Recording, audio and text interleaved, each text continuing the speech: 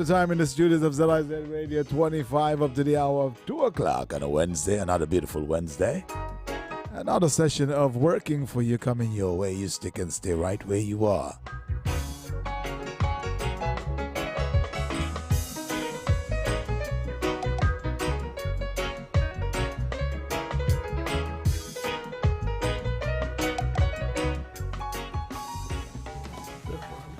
Good afternoon, and I welcome you to Working for You. I am Lesroy Williams. I thank you very much for joining us once again for our Working for You program. Of course, from week to week, we continue to appreciate your company, and we appreciate the fact that you are keeping informed in terms of what is happening in St. Kitts and Nevis, especially within the public sector. What is going on in the government ministries and departments and so on, all a part of the government's agenda of good governance, transparency, information sharing, and so on. So thank you very much for joining us today.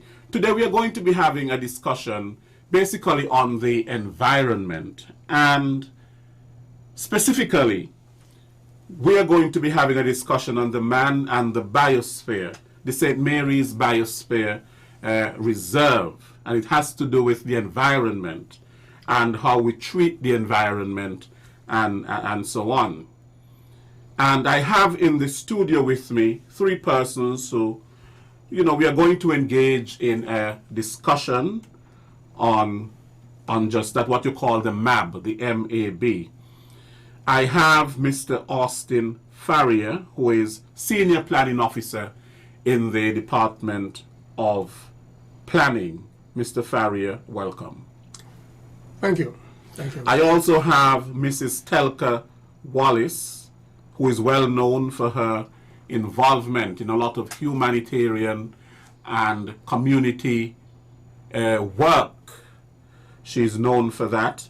And Mrs. Wallace is the project coordinator for the MAB project. Mrs. Wallace, welcome. Thank you very much. I also have with me Miss Dorothy Warner, who is the Secretary General of the St. Kitts and Nevis National Commission for UNESCO, the United Nations Educational, Scientific, and Cultural Organization. Ms. Warner, welcome. Thank you, sir. Right. Okay, now, the environment is something that we are hearing a lot more today. How, especially in terms of how we treat the environment. Because how we treat the environment, it boomerangs. Definitely. It boomerangs. So if we treat the environment in a bad way, then the environment is angry. Yes. And it comes back, yes, and it comes back to bite us, to haunt us. And so therefore, we have to think in terms of environmental conservation and preservation, to reduce our air and water and land pollution, to facilitate the conservation of natural resources, which we will be discussing today, for future generations, not just for today, but we have to think in terms of the sustainability, sustainable development, not just thinking about now, but our actions now are affecting the future. Definitely. And even as they are affecting the now. Yes. And we have to ensure the protection of biodiversity, which we are going to hear a lot about, the protection of ecosystems, and to implement sustainable development, which I mentioned before, and to restore the ecological balance.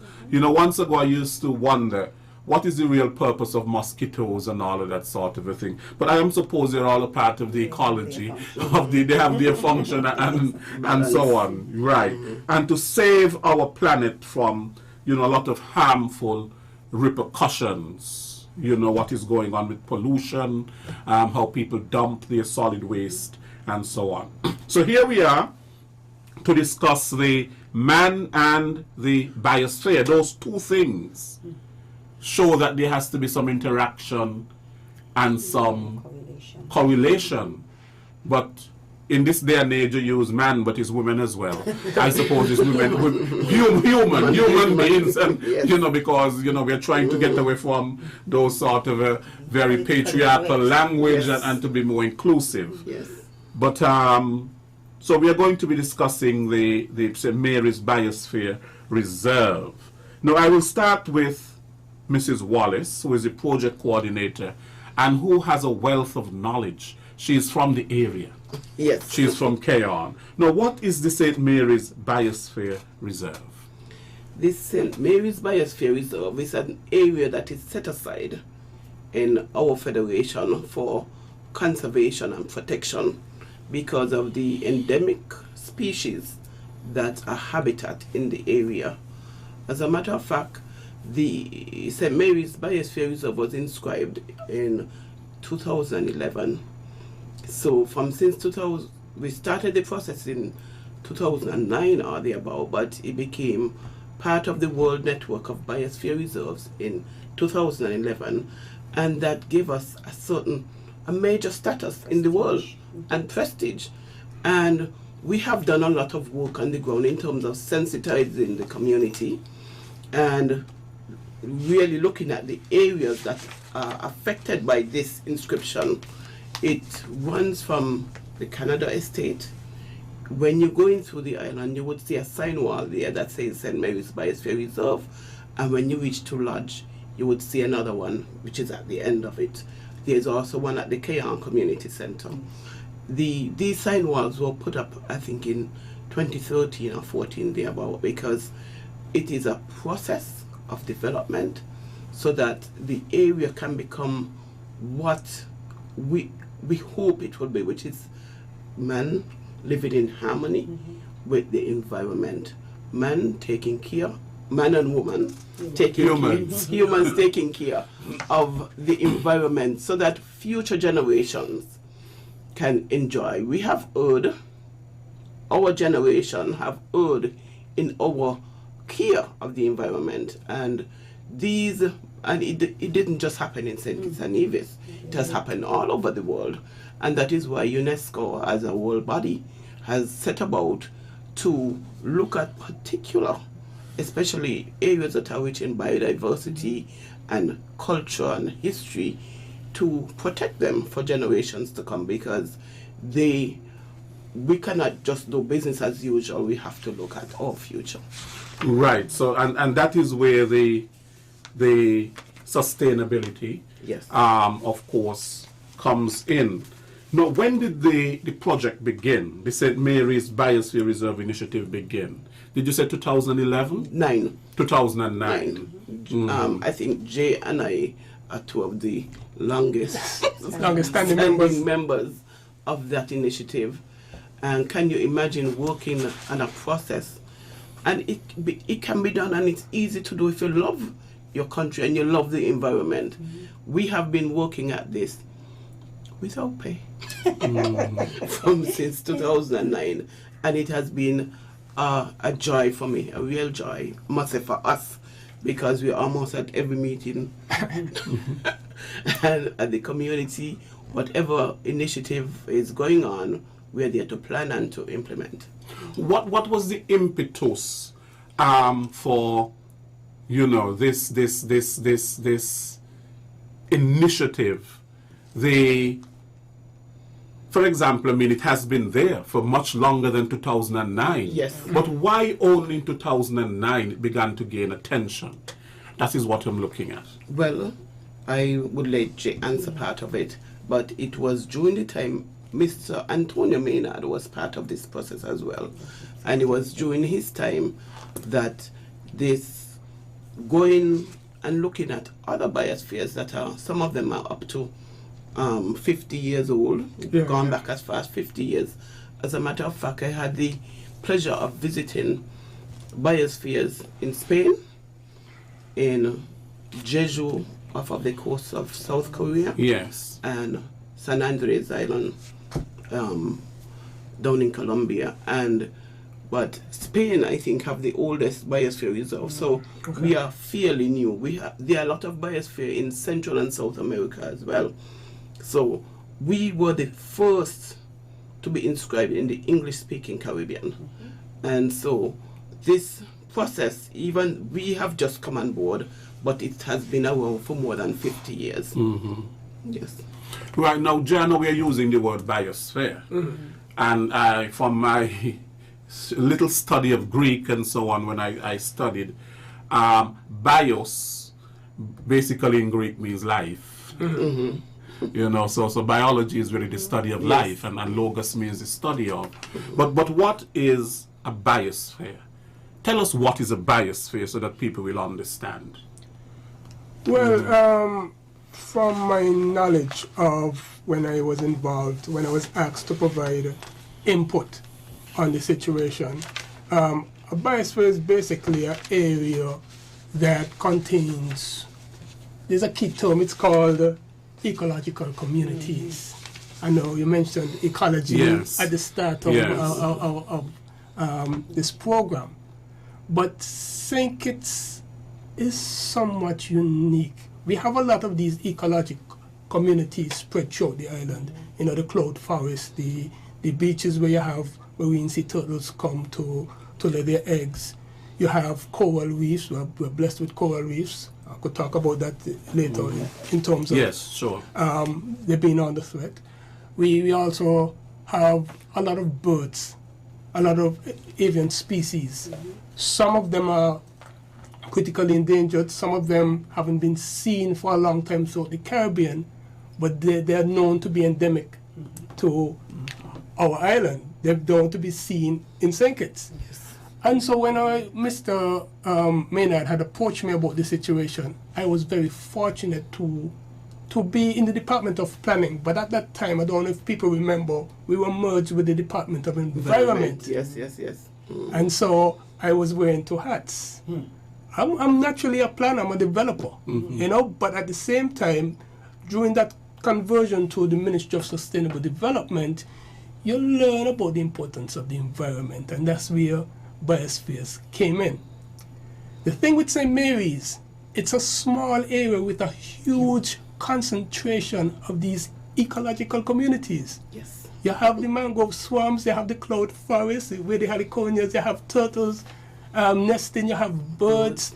And so that small concentration couldn't be ignored. It could not be ignored. Yes. Because we wanted future generations to be able to enjoy what we are enjoying today. And the only where I could see this happening and where we have development, because we want to be a developed nation. We are a developing nation.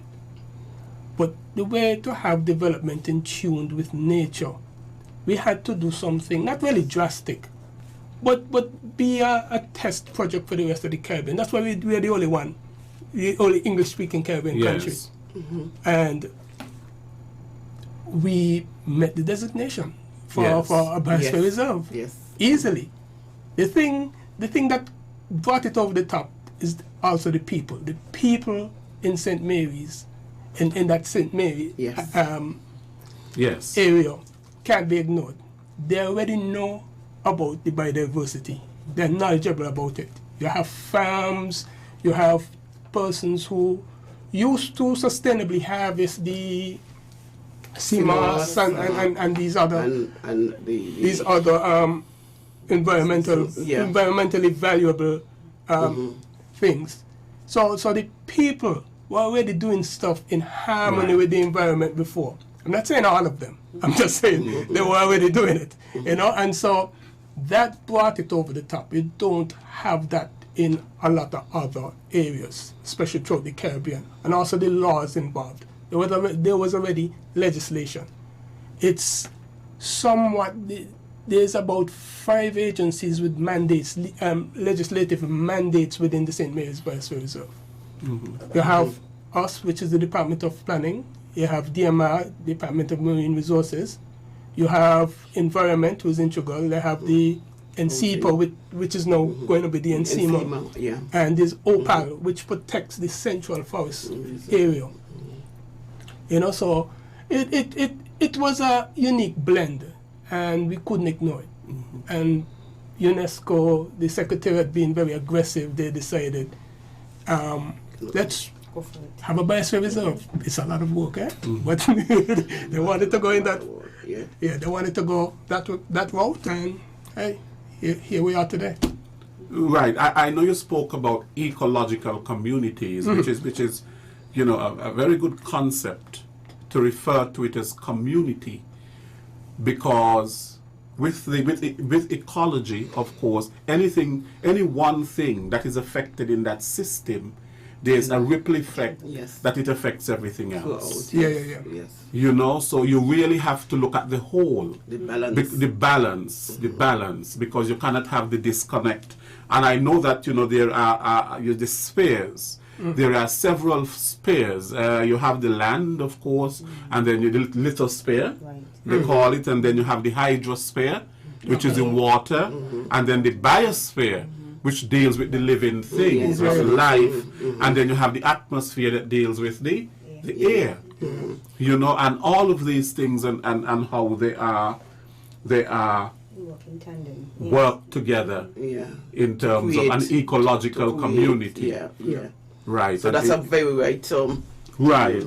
It's the balance. But what are the protected areas specifically? If we can look at what are the protected areas. Well, the biosphere has, we call it the core zones. The St. Mary's Biosphere has 2 core zones, one at the marine and one at the Central Forest Reserve. And it is unique. Our biosphere is somewhat unique because you don't have many biospheres that touch the sea and the mountain. So ours is unique. So we have the marine core zone, and we have the Central Forest Reserve that is also a core zone.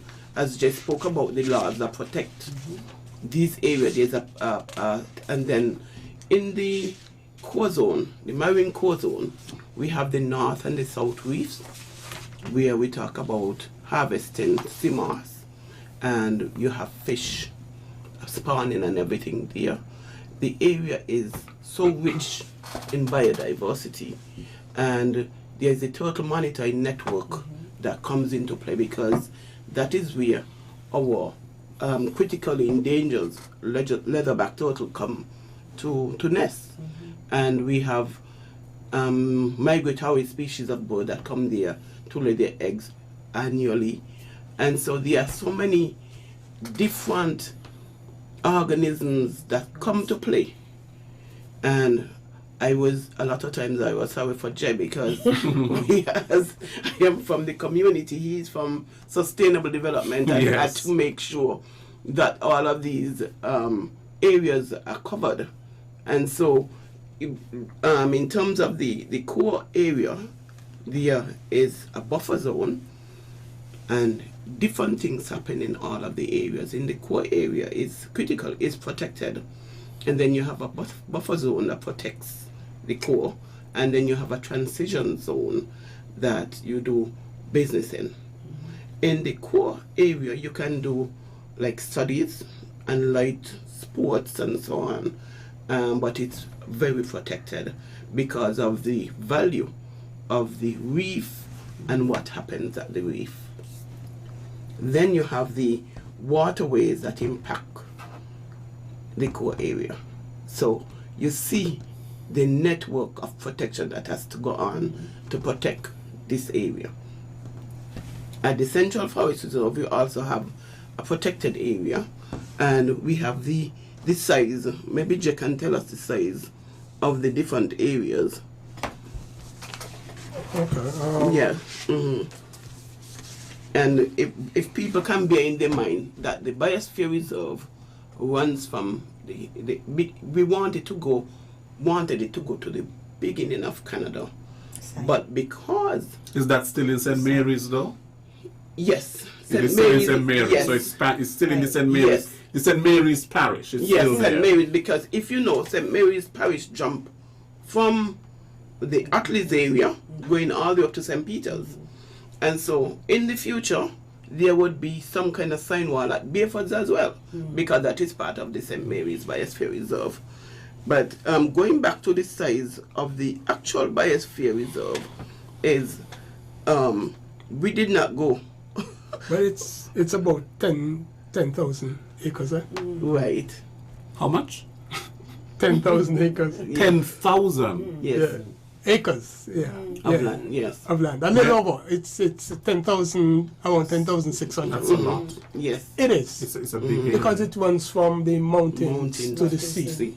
And I wanted to add what's so unique about it, it runs seamlessly. So the core runs into the buffer, into the transition, which is in the middle, and you don't have two transitions. That transition runs back into another buffer and then back into another core. Yes. So there's no segmentation of these areas. It runs seamlessly. That is why it's so unique. You don't have two cores separated from each other. The one core runs throughout the process into another core.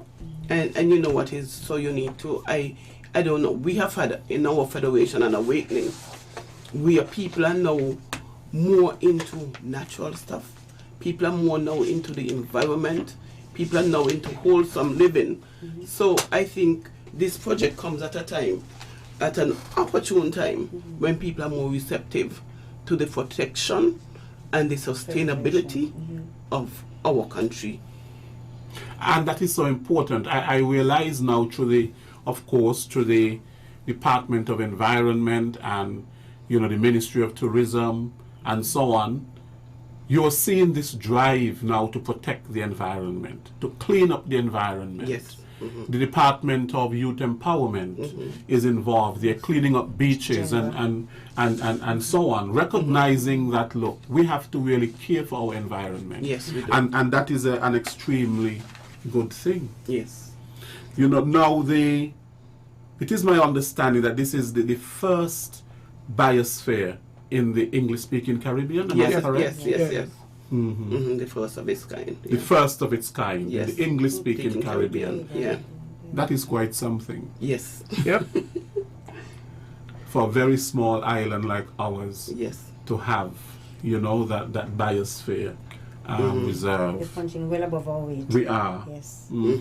Now, what are some of the reasons that you can give to me for the protection of the Biosphere Reserve?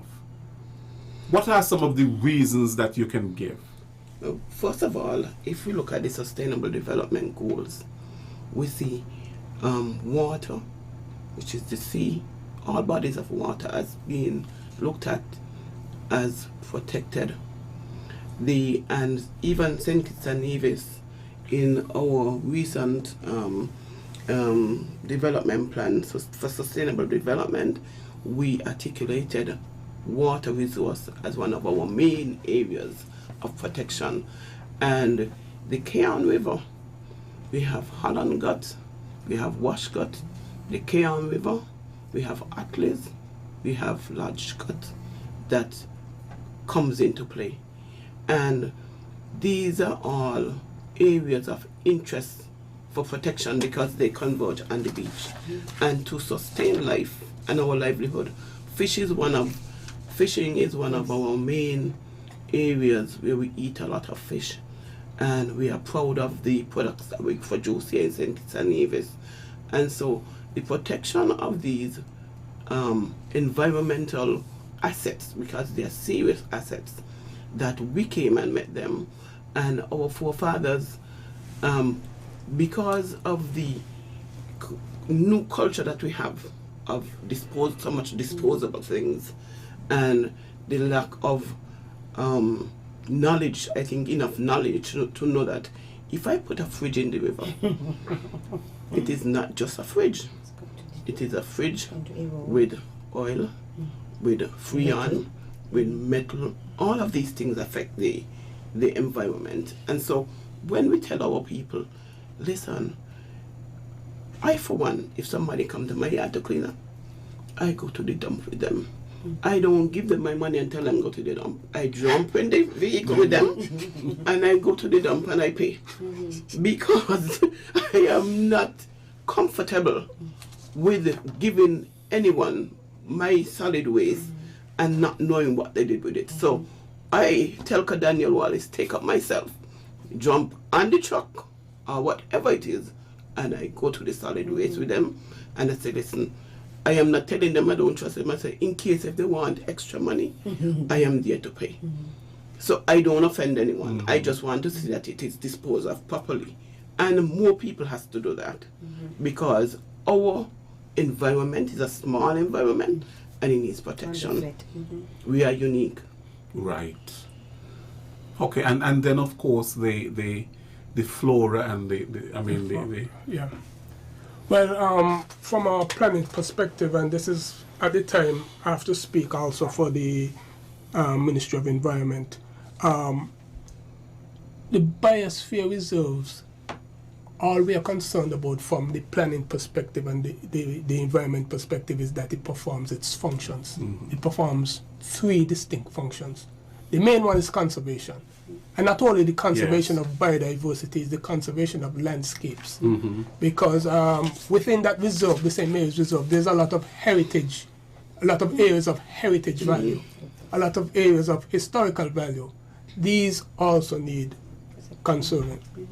But let us go back to the ecological communities. There are a lot of endangered species, some critically endangered. Not only the turtles, because all the turtles that nest on Keys Beach are either, well, one is vulnerable, that is the leatherback. It just became vulnerable a few years back. Someone can correct me on that. But the other 2, the hawksbill is critically endangered and the greens are endangered. And so that's the turtles on its own. There are birds that we haven't seen in a while, and that's supposed to be still, the last time you saw them were in St. Kitts. And there are migratory species that come there that call St. Kitts the home for a period of time. These ecological communities were worth protecting. I haven't even reached the plant aspects. There's a lot of medicinal plants in the area. There are a lot of rare cloud forest. Those forestry persons could appreciate that. I'm a planner, so I don't have as much appreciation, but I know their value. I know their value to the overall environment, especially them being up in the forested area. There are a lot of, besides the birds, there are bats to protect.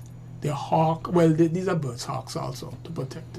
And so these conservation, that function, that main function of conservation is what we were really basically concerned about. Having to have the younger generation appreciate, leaving these species so the younger generation could appreciate them, especially the turtles. Then there's the other function, which is economic and human development. I said before, the persons in that community make livelihoods out of this.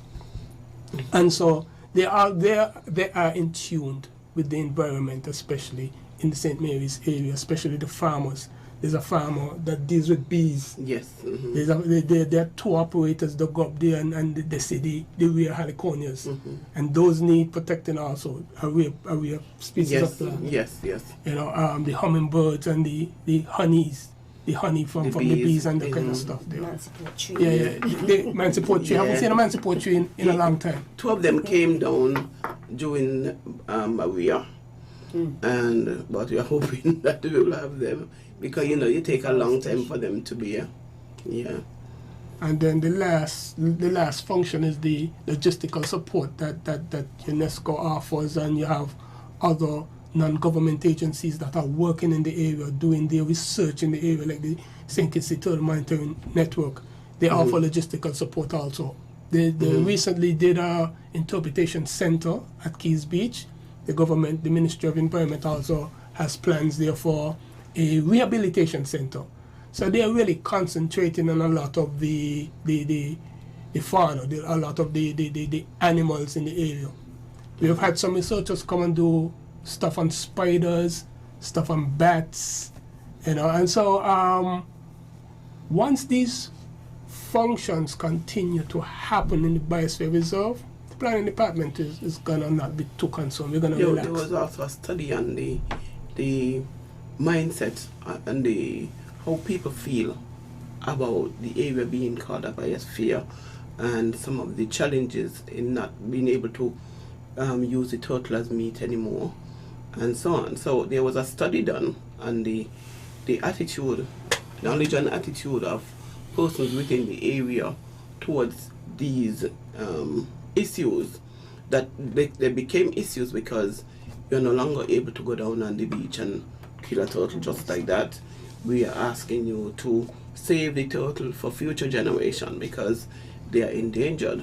And so some persons felt that you should be allowed to have a turtle festival where you can kill one turtle every 5 years or something, and it become a big community thing. Because remember, historically, these communities were known as the turtle catching communities, where you have turtle being cooked in a copper and the whole community come to taste. And it is said that the turtle having all of these different kinds of meat, the venison part, the mutton, the beef, the pork. So Seventh-day Adventists could eat. Yeah, so. And you forget to mention an important thing. There are those who, of course, believe, especially men, that the blood of the turtle is very good for virility. Yes, yes. We had a lot of that. We had a lot of that as well. And the turtle oil, the oil that is gotten from the turtle, people would send from overseas to buy this oil. So it was a way. It was a viable economic business for a lot of the older persons in the community. Right, and you brought up a very good point to build on what Joe was saying, because he spoke about the biosphere and he spoke about the development, and in fact how the environment and so on, that can foster people's livelihoods. Yeah. But at the very same time, there has to be this balance that you have been speaking about, because you don't want to destroy the biosphere while you're making your livelihood. Right. So therefore you want to protect it as much as possible, because at the end of the day, if you destroy it, you are destroying your livelihood. You see, your own way to benefit from it. So there has to be this balance, actually, and that whole word of sustainability goes back. Yeah. The sustainability, because if you're going to be fishing and you are overfishing, it means that the fish is not being replenished. The next season you won't have anything. You won't have anything, and so therefore it is this balance that has to take place when we speak about sustainability. Yeah. We also had to remind a lot of the fishermen of the value of the marine sea turtles. They are a keystone species. Most of them are herbivores. Sorry. Yes. And so there's the green marine sea turtle that trims the seagrass beds. These are habitats for fish larvae. There's also the leatherback that eats we call it jellyfish. And jellyfish feeds on fish larvae.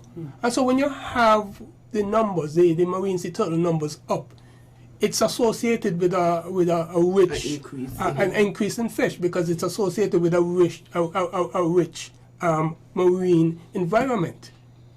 You eat all these turtles, and then eventually you'll see a drop in the number of fish. And so you are actually impacting your own livelihoods if you don't sustainably harvest or do stuff in a sustainable manner, especially when it comes to the turtles. This is a global problem, it's just not our problem. And so we have to educate people globally about the importance and the values of these turtles. That's why you don't see people trading in turtle products anymore. I think it's illegal now. Right. Right, and that's a very good point. And basically, you have started to answer one of the questions that I have. Basically, with what are some of the environmental challenges associated with the project? Because you see, the project has the name Man and the Biosphere. And so therefore it is that balance, it's Yeah. that interaction, it is that relationship that human beings have with the biosphere, you know, and the sustainability of it all. Right. And the responsibility of people. And so I guess we'll come back to some of the challenges, but I want to ask Ms. Warner in terms of UNESCO's involvement and support for the project. You are the key person for UNESCO. I am. Thank you very much, Mr. Williams. And funny enough, coincidentally, UNESCO is celebrating this 50th year of the Biosphere Reserve program, and Yes. here we are Yes. promoting our Biosphere Reserve and the project that we are about to undertake for this year. This project came about because of the bid that we had put forward for the sponsorship through the coordinator, Ms. Telka Wallace. She wrote up the program, the plan for the cleanup of the Keyon River, Hermitage and Keys Bay, and the Hermitage Estate. And here we are, having received funding from UNESCO to undertake this project. So UNESCO is front and center on the promotion of biosphere reserves, of livelihoods, of development, of sustainability. And so we even talk about this SDG 6, Sustainable Development Goal 6, where we talk about clean water and sanitation. So the waterway, the water course in Keyon, the better that we can protect the water course, we will have clean water and we will have proper sanitation. So this all comes down to UNESCO's mandate of making sure that things, the ecological balance is there. So this project of the cleaning up of the Keyon River and of the Hermitage Estate, Keys Bays and Hermitage Bay, they all tie into UNESCO's plan for a healthy world. Right, but what has been their tangible support? Well, UNESCO has sponsored the project, providing the funding that will go behind the project, you know, to make sure that all of this happens in a real way. You know, I don't know if you want me to give you the actual figure. The figure, that would be good Well, in the interest of transparency. Funny enough, though, what I would say is that we could never have enough money to run these kinds of projects. And a Biosphere Reserve takes a lot to run. It's an ongoing project, it's a great big project. But what we have had to do to get this funding is to make a bid through the participation program project. The cap of that is only $26,000.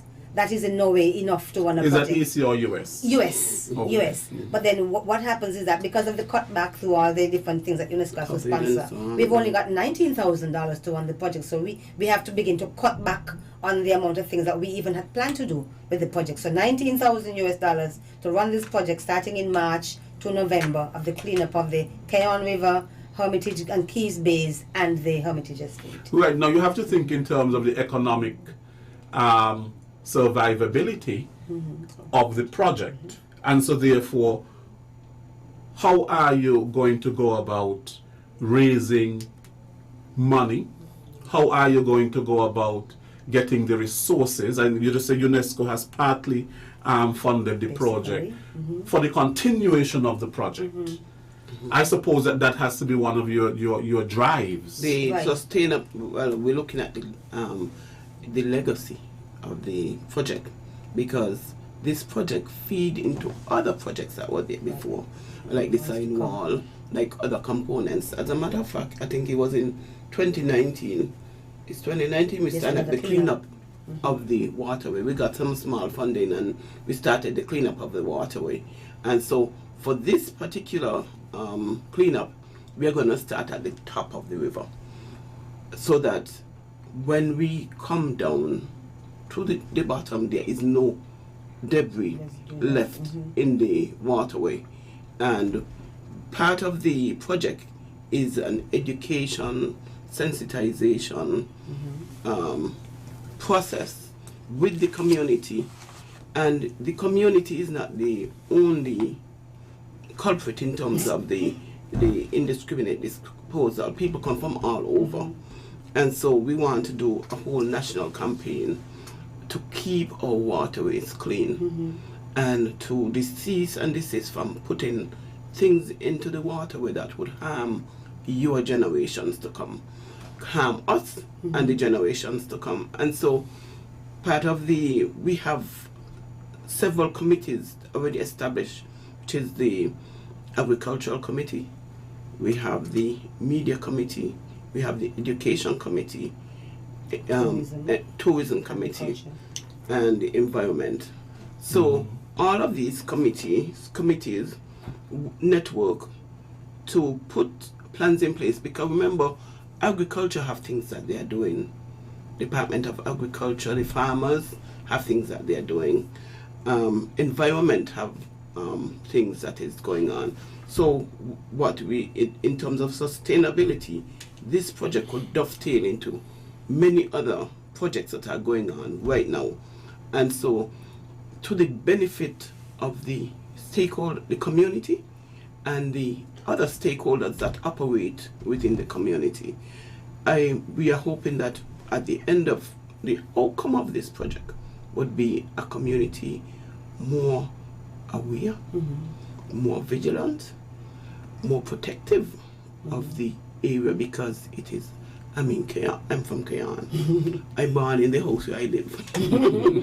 And I feel very privileged to be a part of the community of Kayan and St. Kitts and Nevis and a whole. When people ask me where I'm from, I don't say I'm from Kayan, I say I'm from the Federation. I don't differentiate between St. Kitts and Nevis because we are one. True. And so we want to, and then, Kittitians, we are tourists in our own right. We love our country.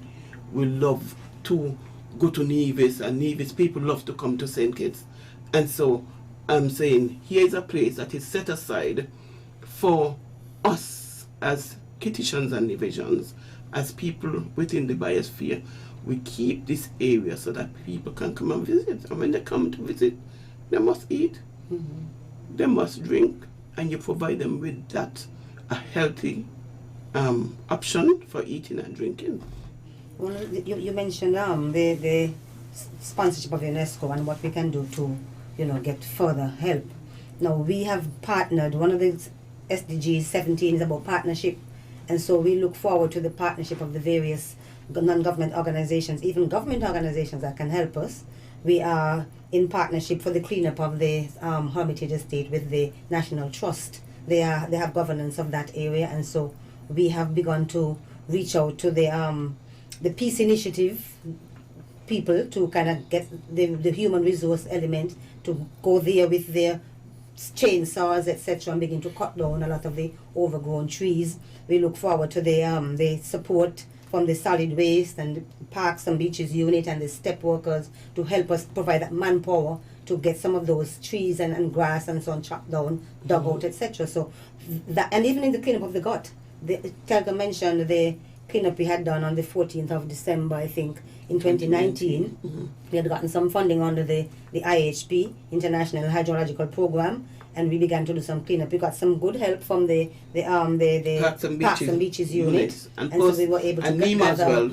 Youth ambassadors. We were able to pull about 400 or so pounds of garbage from the gut on that particular Saturday morning. So we're looking for help from all the different places, the different community-based organizations in Kenya, the faith-based, all of those persons who can come out and give us the kind of support to make the project. So work. it's an all of society approach. Exactly. It encompasses everyone, really. Yes, That's it right. does. Youth, because the young people are the persons who are going to be inheriting, doing this sustainability that we're talking about.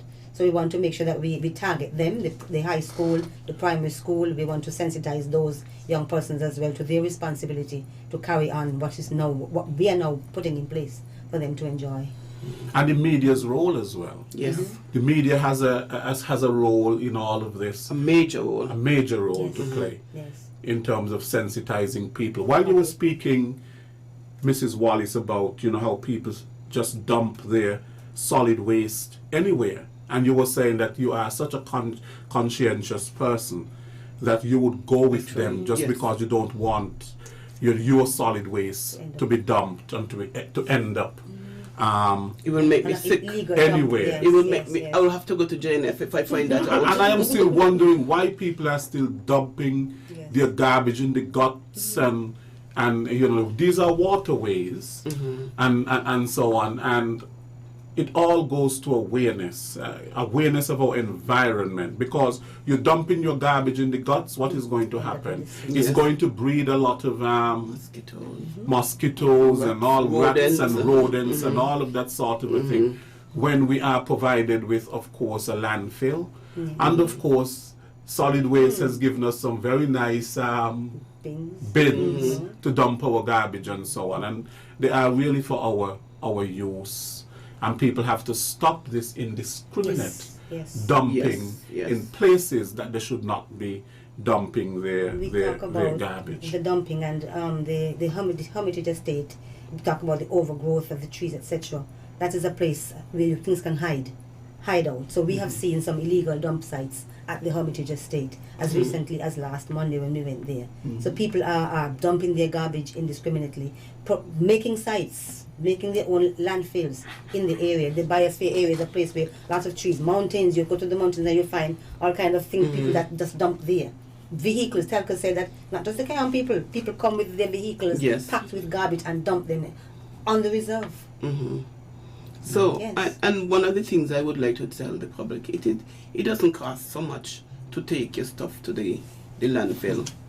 And this happened. It's not even the cost, Mrs. Wallace, because I mean, more to dump where you're not supposed to dump is much more than what it would cost you just to take your thing to the right place. Yes. Eventually, that is what is going to happen. Yes. That is why we have to have a conversation with the community and with the country about the way forward, because it is not good enough to say that, oh, you did not want to go to the dump. You have to take responsibility for this country. All of us have to take responsibility for this country and for what we leave our grandchildren. When we're in our yard, we want our yard to be clean, we want our house to be clean. But if your house is clean and your yard is clean, but the water but some kind of pollutant get into the water that you wash your clothes with because you throw something in the water with them. And when I heard Mr. Farrier speak about the ecological communities, we may tend to think that we are separate to the ecological community. We are a part of the ecological community. We're a part of the ecology. Yes. You understand? Yeah. We're a part of the creatures, you know, and all of that in terms of that whole ecosystem. Because if the air is polluted, We breathe it. and we breathe it.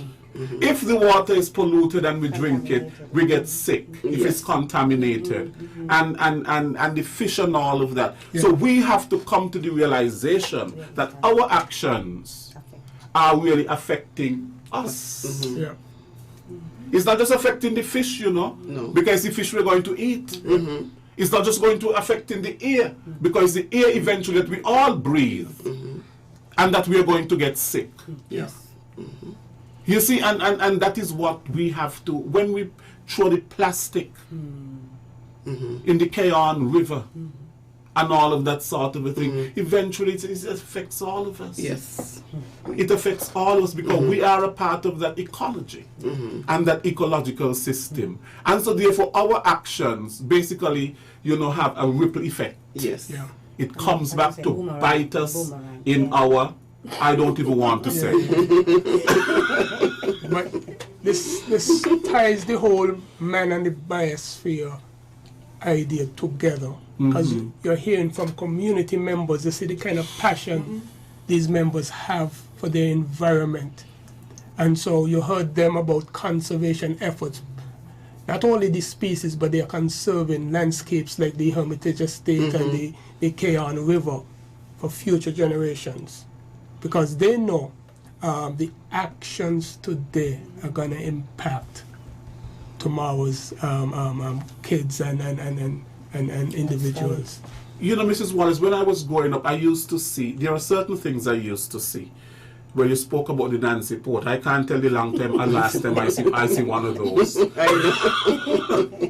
I can't tell the last time I saw one of those. And then we used to have You know, I used to see hummingbirds. Yeah. We're not seeing the hummingbirds. No. Now I don't see them. I don't know if because I'm just not seeing them and other people are. Yeah, But I'm not they seeing them. Yeah. And then I am not seeing, sometimes in the night we used to see a lot of fireflies.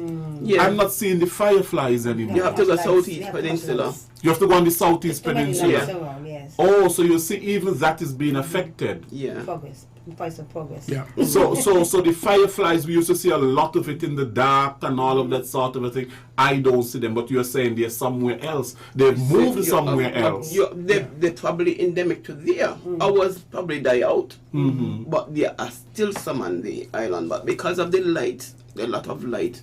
The same thing with the turtle. They had to put up special lighting keys. Yeah, you can speak to that, Mrs. Lighting. Wallace, because we see the different lighting in keys, and people probably are not aware of why you have that shade of lighting in keys. Why? Because the light confuse the young turtle. If you have a bright light shining on the beach, it confuses the turtle. So they do not have the way out to sea. They have to go out to sea, and the sea have a special light.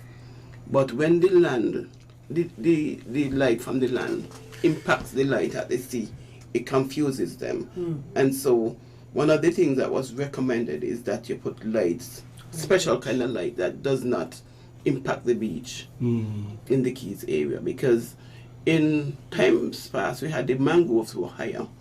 The mangroves are not so high now, so all of that affects the what does the turtle have? The turtle have a special mechanism that Well, that they have their own magnetic compass, so to speak. Yeah, That's how I learned. yeah. They have their own magnetic compass. They Yeah. know how to orient themselves properly. Yeah. The glare from the sea, from the moon shining on the sea, or light Yeah, shining on the different. sea, gives them direction. Orientation, Yeah. And so they become disoriented when they hatch and they see lights from the community, especially bright lights from the community. They sometimes mistake it for the sea. you see, and they go in the wrong direction. They go in the wrong direction. And do you ever wonder, how is it that a turtle that was both on Keys Beach come back there to lay? Same system. It comes right back there to lay. So they have some kind of a homing device that let them know this is where you were born. Oh.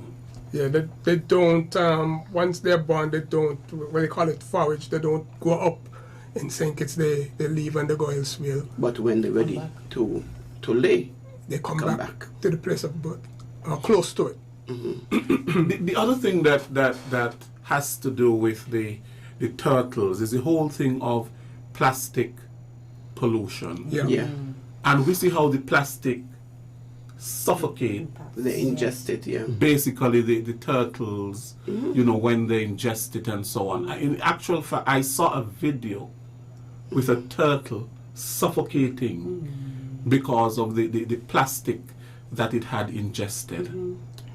Yeah, they're sometimes confused with jellyfish, because some turtles eat Because you jellyfish. see the plastic moves. So it confused, they think it's a jellyfish. Yeah. And some, especially the aluminum can containers, the plastic on the aluminum cans to hold it Right, together, yes, that can yes. sometimes suffocate Strangle them, them, yes. strangle them. Their heads get caught in them. And Right, and then it goes back again to our environmental awareness and how we protect the environment. Yeah. Because if all these plastics are going to end up in the ocean, end up in our waterways, in the Keon River, and in all that sort of a thing, it's a problem.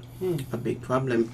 There are some islands like Barbados and so on that have either banned plastic, Antigua even ban plastic or limit the use of plastic. I think we are And moving we are towards moving that towards here. that, There has yeah. been a lot of talk about it. Yes. I think it's between the tourism Yeah. and environment. Yeah. You're talking We're about going- that, but there has to be again some campaign to help people to understand. You know, plastic is cheap, and we've grown so accustomed to it, but it is also very detrimental Yes. Seriously. to the environment. The single-use plastics, Yes. and ban on single-use plastics. I am always amazed that, you know, you go to the supermarket to buy bread. The bread is already in a plastic, and they give you two more plastic to put the bread. That just demonstrates how, you know, we are overusing. Where's your bread bag? Where's your bread bag? And you know, when I was growing up, I must say, when we were growing up, we used to carry our bag to shop. And they wrap up everything in a piece of brown paper. They still do that in Cuba. They still do it, huh? Yeah, you wrap up everything in a piece of brown paper and you put it in your bag. Then, when you're going to buy goat water, it's only goat water, you used to cook at home. When you're going to buy sauce, black pudding, or goat water, you walk with your enamel bowl and you get your goat water. I would like to see that happen again. I mean, I believe food tastes better in the bowl. We are people on and the it's move, healthier. so we don't have the bowl. And it's healthier. And then that is about, again, you know, thinking in terms of our environment. Now, Mr. Farrier, what current legislation, because that is important, when you have things like the St. Mary's Biosphere Reserve and any sort of a, you know, environmental treasure like that, what legislation is in place to protect it, for example? Well, before we even got the designation, there had to be existing legislation in place, functioning existing legislation.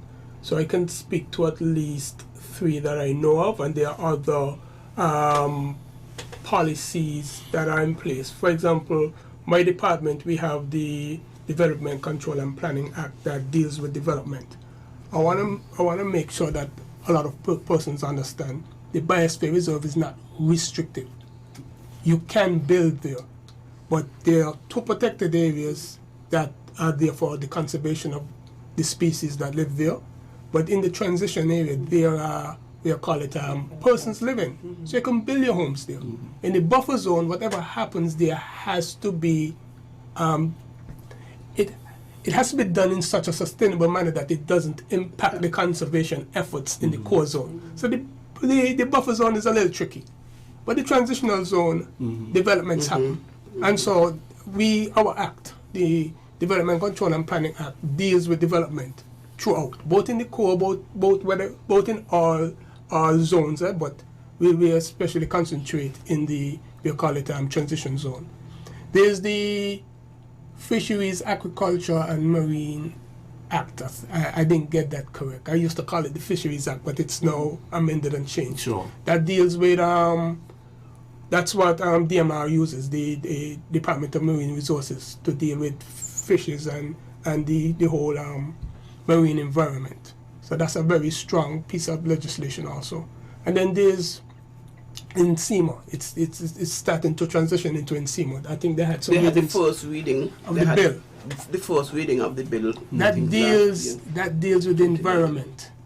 I know that act when that legislation comes into play, it's going to be a very powerful legislation that deals with how we treat the environment. There are going to be some stiff penalties also. And so those are 3 major pieces of legislation that were already existing, because NCEMA was NCEP at the time. There's also OPAL. It was a protected, OECS protected area and associated livelihoods program or project that dealt with the Central Forest region. And because of that, there's no development above the 1,000-foot contour that protects our forests. I think that was in tandem with NCEP and our legislation also. So when you have legislation like that operating throughout the whole island, but especially concentrating in Biosphere Reserve, it gives you comfort in knowing that once these pieces are enforced, these legislative documents are enforced properly, the Biosphere Reserve will continue to perform its functions sustainably. Yes. There's also the other part of it, where the NCEMA will look at the protection of our resources so that someone cannot come here. A lot of things have happened where biologists, scientists, whoever can come here and take our biological resources and develop them and get a product and make millions, and we have no claim to it. So when the enzima comes on stream, our biological resources will be protected. So that even if you take our resources, you have to sign to say, if down the road this become profitable. Right, just like how you have to have the protection of intellectual property. Yes. For example. Yes. Similar to something like that. The Yes. people that just kind of take what is yours and then gain off of it and gain off of don't it look back. economically and so Do on. not look back. Right. Yeah. And the St. Mary's Biosphere have a lot of species that are endemic to the area, and so that we have to protect those. Yes. Has anyone ever documented the species? Yes. Yes. The species that are Some of them. endemic to the area. What are some of them, Mr. Farrier? Yeah, it was documented in writing up the proposal to get the designation for the Biosphere Reserve. I have a list here. There are, well, it was said that there were 926 plant species in the Federation. That's a lot. And St. Kitts and Nevis, when you're talking about bird species, they support, St. Kitts and Nevis support at least 26 endemic bird species. You have a few of them that are endangered and some that are critically endangered, like the clapper whale. I am not a bird person, but What about the yellow bird, the yellow breast bird? I haven't seen that in a long time. The canary, the yellow canary. is unique to the Cayon area as well. okay, but I heard one of the members have seen it just recently. We did. Yes. Okay. We Yes, went. I saw it. We Yes. saw it. Monday. You have it on your phone. On You know? my phone. Yeah, but with all these species, it was properly laid out. The types of species that are found, especially the plant species. We talk a lot about the Fauna, but not about the flora. Yeah. With a lot of these species, if not sustained properly, are gonna die out. Especially the medicinal plants. Yes. I don't know if we're over harvesting them or we're not appreciating them somewhat. I know a lot of Mother Nature destroyed them. For example, is up in the mountains. The trumpet? Trumpet. Yes, very good for cold. A lot of them are destroyed during hurricanes, especially in that area. Never seen that one before. When we sight at Hermitage, you were like, Oh, the what? R's. I thought this bird had gone for good, but it's down there. Yeah, and it's in the mountains too, up at the farm, Kevin's farm. Yeah. It's right there. Yeah. Interesting. Very. So you had to, as part of you put in the project, Yeah, you had to you list had a to lot. document all of these species Yeah. and so on, in order for the area to gain recognized, and to yeah. be recognized Yeah. and so on as a UNESCO Biosphere Reserve. Biosphere Reserve. Remember, one of the key functions is conservation. If you have nothing to conserve, That is especially correct. So you have to give the reasons Yes. for why it is, and you have ably done so. yeah. Right. Now, I'm going to go to the phone lines. This is a call-in program, Yes. so and we'll continue the discussion. But the lines are now open, and the numbers to call are 1718-577-2916. That's the overseas number, and the local number is 465-2555. 465-2555. We welcome your calls. Right. Now, what is the management plan for the area? You must have a management plan. Mrs. Wallace can speak to that. Yes. So it needs management and the plan. Yeah. I have to say that we have recently completed the 5-year plan for the MAB. And the 5-year plan includes the action plans, which speaks to the environment, education, speaks to agriculture, water conservation, tourism, and these are some of the key areas that the plan addresses. You look at the history and it looks at what outcomes you want to have within the 5 year. And of course you look at the cost. The cost of the plan is close to how much millions of dollars? A lot of millions. A lot of money. You just say multi-million. Yes, yes. Because you have to look at the best case scenario. Yes. And one of the part of the education and action plan is the development of a room that look at the turtles and from birth to adult and give you a history of the turtle and the turtle monitoring just off the top. Another one speaks to the reforestation of the area and But the Mansiport trees, plant back a few of those plant like Mansiport that, trees. and to look at the waterway and put back in some of the plant species that are not in abundance anymore. So when there are some things that cost a lot, like the refurbishment of some of the historical artifacts within the area, but there are some things that we can partner with other entities, like the replanting of the trees that were endemic to the water, like the sugar apple, the custard apple, the flora, the fauna, and all of that. But these will take time. Okay. Okay. Now, what ways are you going to bring about environmental awareness about the area in terms of the environmental protection? What do you have in place? How you're going to go about it? This whole public education campaign to get people to be aware, that we have the reserve, that we have to protect it. How are you going to go about that in a tangible way? Well, as a community person, a community activist, one of the things that we have learned over the years is you have to have community buy-in. So we are going to have our initial meeting with the community. And here's a call. Yes, we have our first call. Working for you, good afternoon. Okay. Oh, that's not our call. Yes.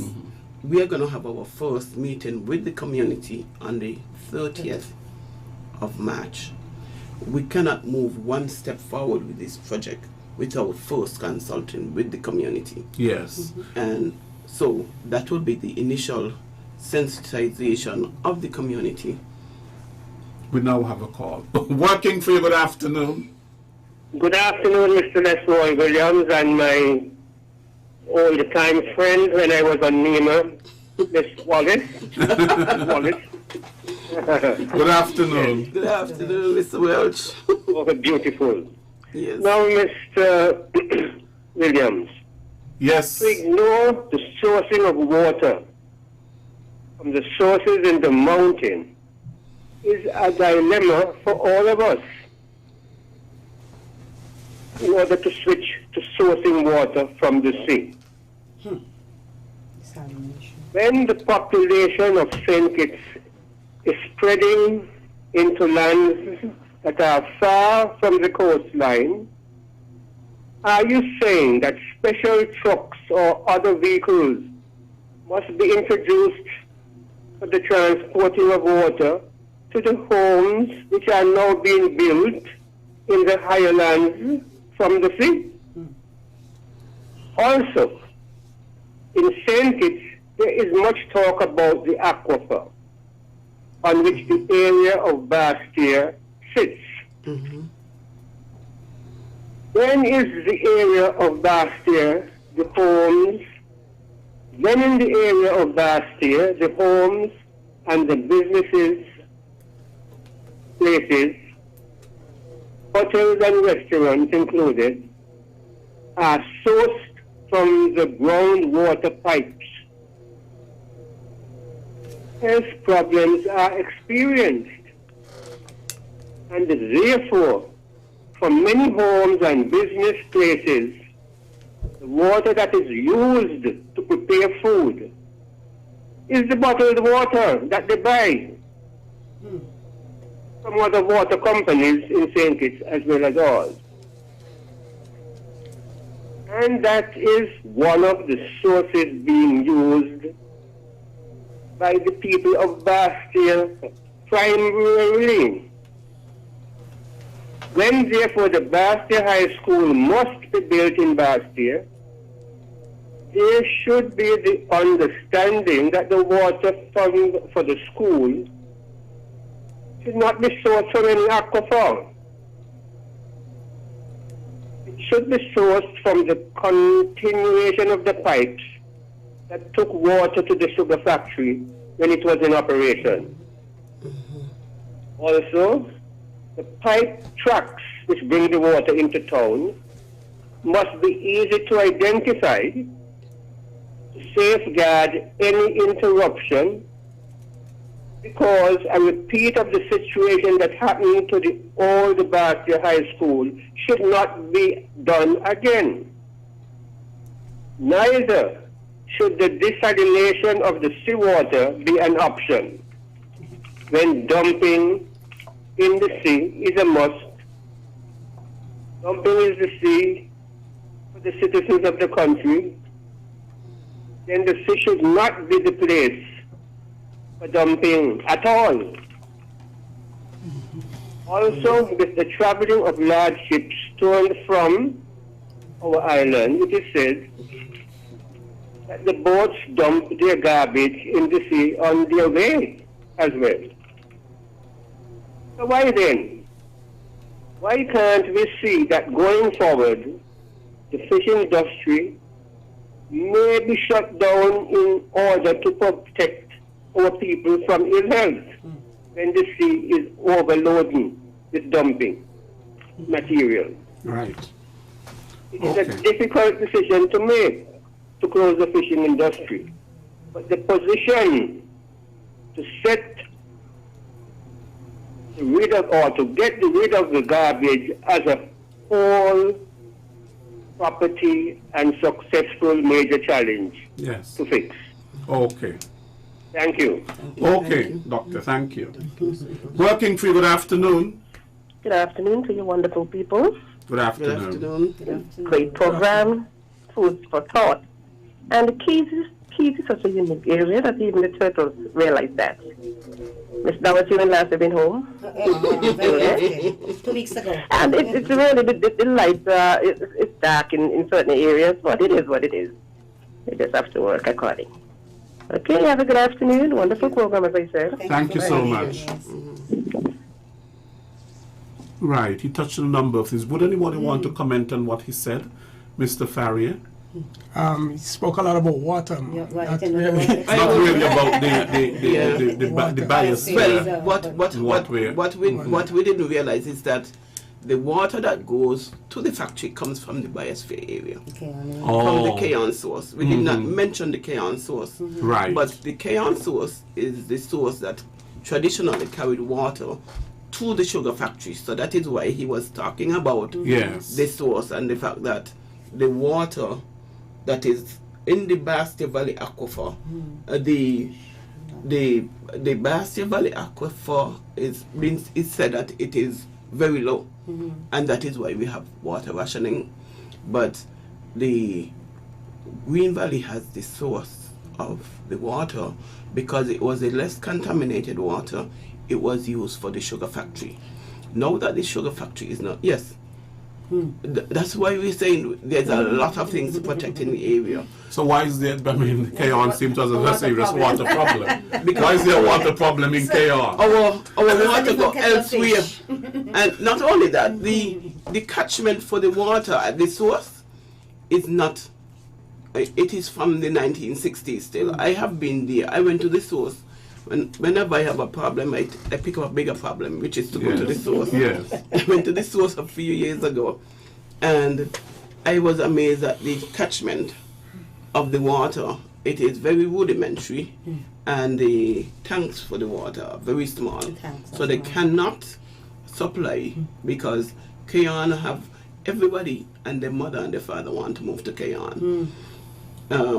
And so the community, the population has grown. It's grown so much that the catchment for the water is not adequate. Not only has it grown, the fact that everybody have the washing machine and the wash takes more water and all take of that. a lot more water. But there's another challenge is that the water from the source go to other places as well. So I believe personally, this is my personal view, that there needs to be an assessment of the source, of all the sources of water in the country, and to do a strategy as to how moving forward, because our population has grown and the water situation that we have has not been upgraded for a long time. And so there needs to be a comprehensive assessment of our water. We have enough water in St. Kitts, and as Mr. Wells said, he's an estate man who worked with me at NEMA for many years, and he knows the sources around the island as being working on the estate, because remember in the times gone by when there's no water, the estate was responsible for taking water to the communities. Thanks. Yeah, and so there needs to be an assessment before we go to the desalination. Yes. We need to do an assessment of our catchments and so on to see what is the best way forward. What interest- water catchments? Interestingly, last week, or this week, Monday, the 22nd, was World Water Day, Right, this week. Yes. under the theme of valuing water and the value we place on water. Yes. And we keep saying water is life. It is. Water is really life. is. You know, we cannot live without water. Right. While we can probably go, you know, for a few days maybe.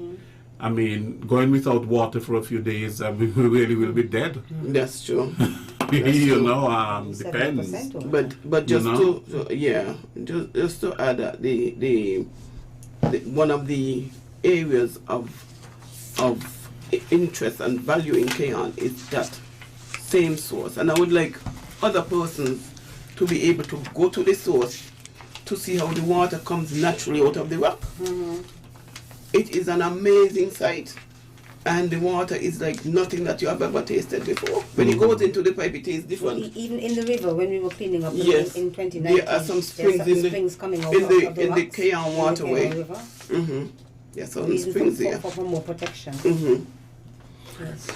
Right. So, you know, I didn't get, for example, we have to start with the very young people when we're speaking about environmental awareness, because we have to develop environmental awareness. Environmental awareness is something that has to be developed. Mind you, there are certain things basically that, you know, is forced onto us that we learn by experience. Yes.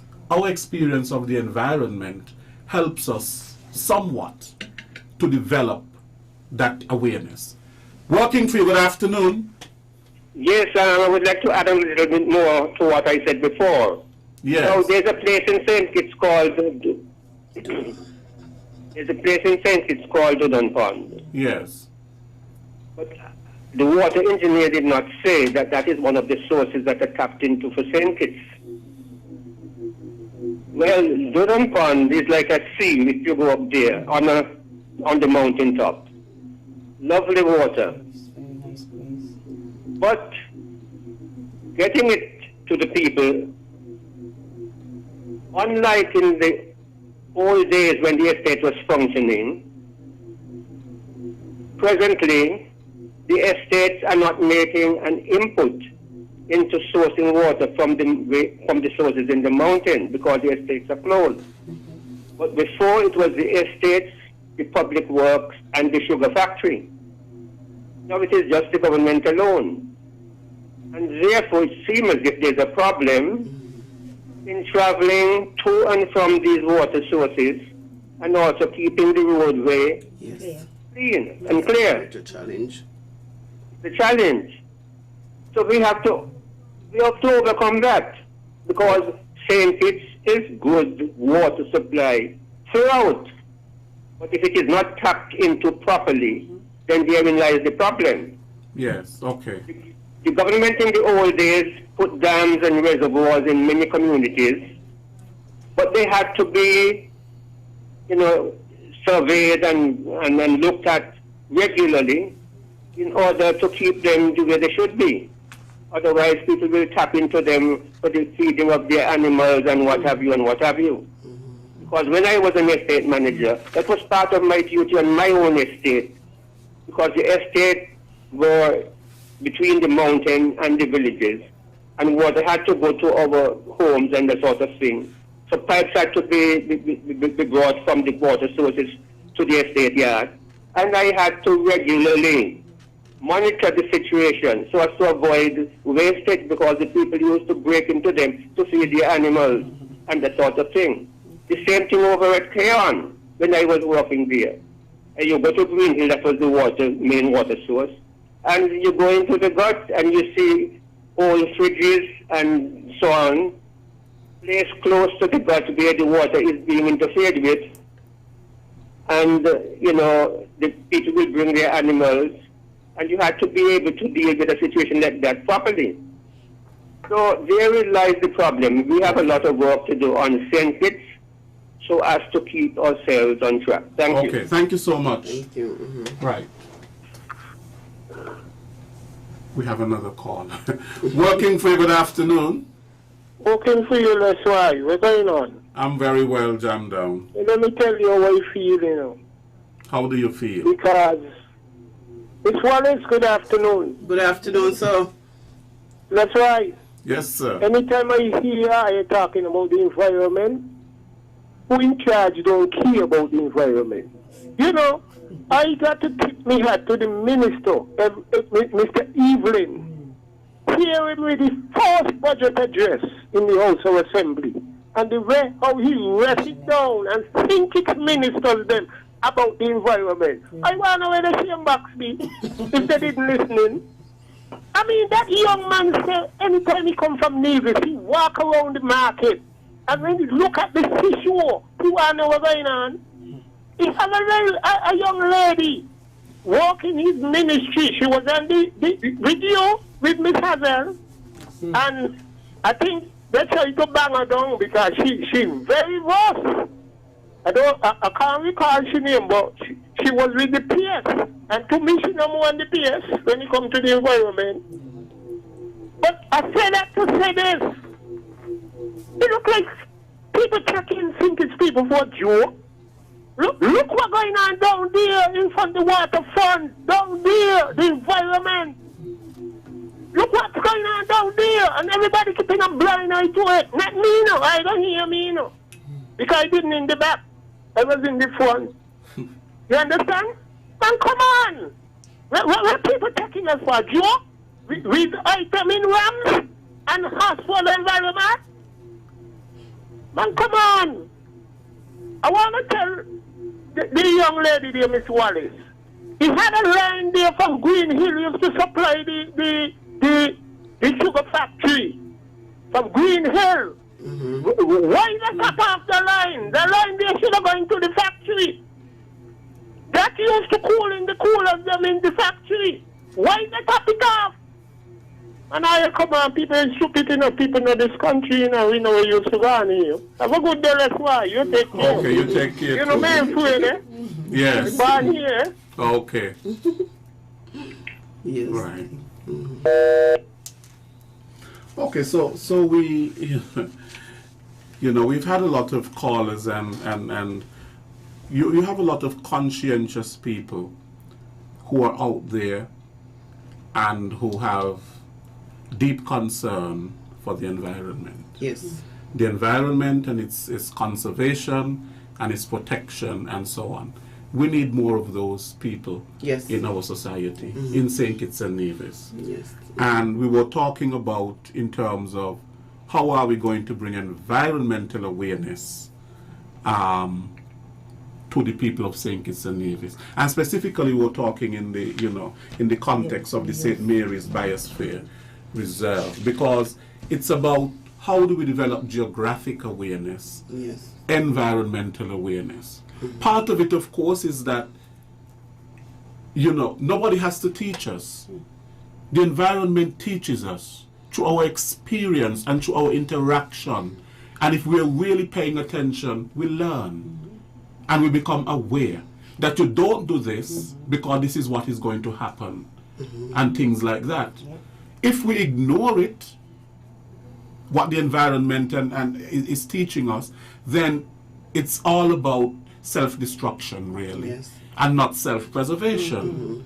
You know, so what are some of the ways? It seems to me as though we have to go into our schools, start with our young people. What Yes. do you think? Well, as a matter of fact, as part of this particular project, we are going to have an environmental and sustainable livelihood camp with young persons from the primary and the Keon High School.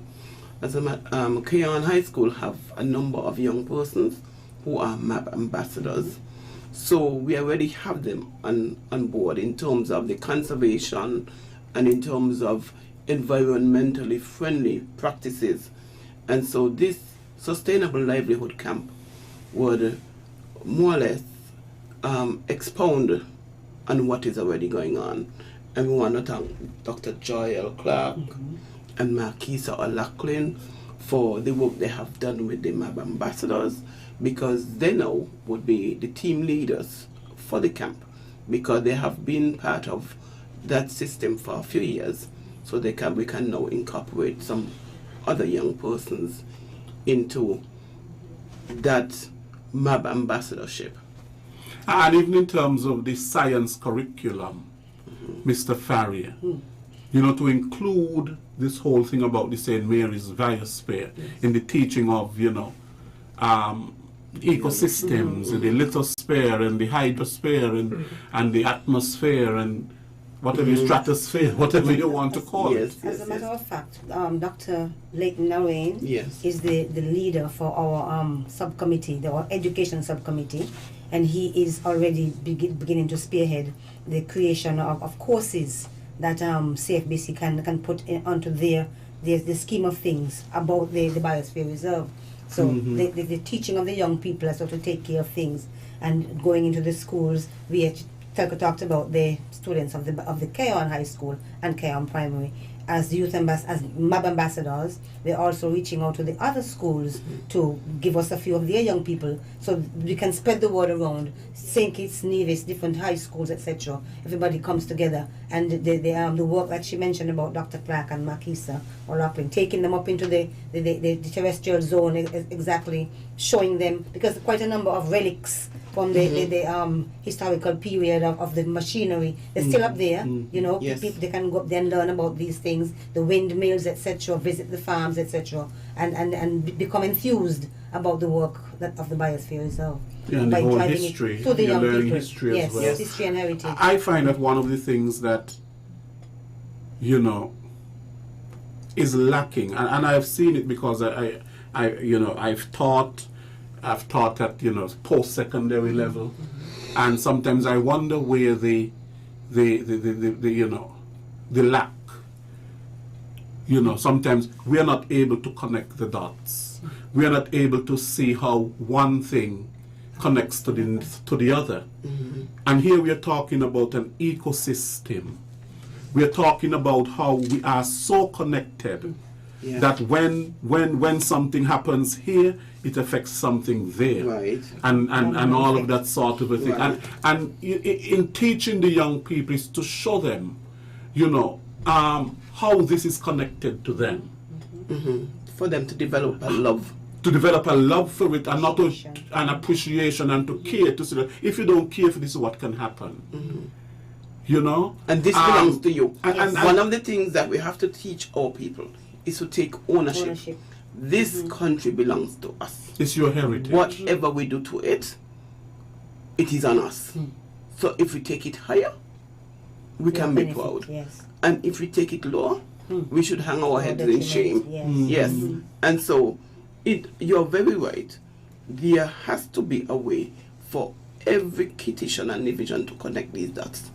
And the Biosphere is a model for the rest of our federation, because whatever goes on within the Biosphere that is so healthy, that is so good, we want it replicated around our whole federation. I just want to tie all Mr. this in. Farrier, yes, sure. I just want to tie all this in and just mention one of the functions of the reserve, and that is to support educational programs like this and training programs in terms of training towards sustainable practices. You know, so the reserve itself realizes that in order for it to have sustainable practices, they have to be taught, and so it offers support for that. Because mindsets need to be changed. That is They're correct. not going to change overnight. It has to be a sustained period of us educating people on the importance of these ecological systems and the value they bring to our lives. Yeah, and really and truly, education is at the heart of sustainability. Yes. Because there can be no sustainability without education. That's true. And people developing awareness and all of that sort of a thing. And Legacy. building a legacy. You know, understanding the reasons behind why I must not litter my environment. Why I should not, you know, cut down the trees. You know, because the forest is providing, you know, a level of oxygen And protection. and protection and all of that. So we have to look at our behavior and to say, well, when I do something, there are consequences. Yes. There are consequences to our behavior. There are consequences to our actions. And we have to start teaching our young people that from very, very early. You know? And we are adults. We as adults, our lifestyle have to mirror what we want to see in our To the children. example. That is correct. Yes. That is correct. So if you cannot tell me to do something, you have to show me by your example what I should do. And so we cannot just talk, we have to walk it as well. Yeah, because it's the whole thing about holistic development. We are learning something in school, but it's not just about the theory. How can you apply it to your life? Practice, yeah. How can you The apply it to practical. society? How can you see, well, what I'm doing here is not just about head knowledge. How am I going to implement it in the workplace? How is this going to help me to develop? And these are the things that we need to help our people to see. Yes. Sometimes we even have to go the reverse and teach them in school so that they take it home to their parents. They take it You home know, to their because we talk about parents. gardening and the gardening of this in the school. Children learn their agricultural science and their gardening, and they take home these ideas and practices of food sustainability is everybody's responsibility. So even on the reserve, we have people, farmers who are there, and we want the children to be able to visit the farms, see it happening, replicate it in their homes, Yeah. and make sure that everybody understands that we are responsible for That's how we right. treat the environment and take care of ourselves. Now, when is the launch? But the launch is, we launching right here. You're launching it We're right launching here. This is the launch. Yes, yes. Okay, very good. But, yeah, okay, yes. wonderful. You know, we're out of time. And But let me just say a few words yes, to before we wrap go. up. And As we launch the project entitled Cleanup of the Cayon River, Hermitage Bay, and the Hermitage areas, I want to make an appeal to the general public, residents of the St. Mary's Biosphere Reserve, to partner with us in the rollout of this project. Basically through education, learn as much as you can about your history, your heritage, the environment, so that you can be somebody who can help us to conserve, to preserve, protect the environment for generations yet unborn. We see, for example, we want to protect the biodiversity. We want to make sure that people understand that they need to desist from these acts where they gain individual, personal gain, so that they can leave the relics. We talked about the demolition of the site at the Hermitage area where people are going for the stones for their own personal gain, but they're eroding the history and the heritage of the area. So we want to talk about the illegal dumping and encouraging them to use the government landfill site for their own dumping purposes, and basically leave things in place so that we can all benefit and learn as much as you can. Come on board with us so we can roll out the project to the benefit of all the people of the area of the reserve and St. Kitts and Nevis in general. thank you. Mrs. Wallace, just Yes. parting words. I want to thank you for having us here today, firstly, and to invite all stakeholders who operate within the biosphere area, as well as the community residents, to come out on the 30th Yes. to our first community meeting. You know, when a train is going when it comes to your stop, you jump on because you don't want it to leave you, and we don't want this project to leave anyone behind. So we are asking all stakeholders who operate within the biosphere area, which ones from Canada down to the Grange, and all the residents, all you who have restaurants and shops, all you who live on the corner, we want you there. You are part, you are a stakeholder, a valuable stakeholder, and we want you there. Mr. Farrier. Well, I don't know what to add, but thank you for having me. I just want to reiterate what Ms. Wallace and Ms. Warner has said. This is an important time for us to hear your voice and your input on how you want this Biosphere Reserve to move forward. It's not just for the persons living in the communities within this reserve to enjoy, it's for everyone in St. Kitts to enjoy. Because at some point in time, we were considering making the whole of St. Kitts a Biosphere Reserve. Yes. Right. It's just that I had to appeal for us to cut back. Sure. Because it's a lot of work, as you recognize. It's a lot of work. It's a lot of work. But it's worth it. It's It is worth it. It is. Yeah. But it takes future generations also to join us, come on board, and help us, in terms of developing this reserve to its full potential. Yes. Right.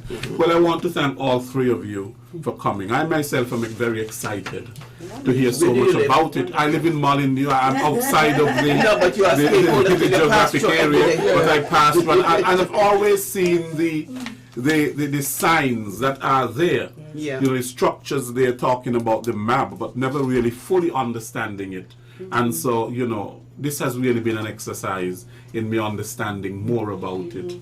And in understanding more about it, now I can have more of appreciation for it and so on. Time before, once we work with the environment will begin to work for us. The environment works with us. So, Mr. Farrier, Austin Farrier, very passionate about what he's doing, Senior Planning Officer, and Mrs. Telka Wallace, Project Coordinator, and who is very passionate about her country and her communities, and Miss Dorothy Warner, the Secretary General representing the National Commission for UNESCO, very passionate as well about this MAB, Man and the Biosphere project and so on. Thank you to all three of you for coming. Thank you for having us. Yes. I want to thank all of our listeners and our callers to today's program.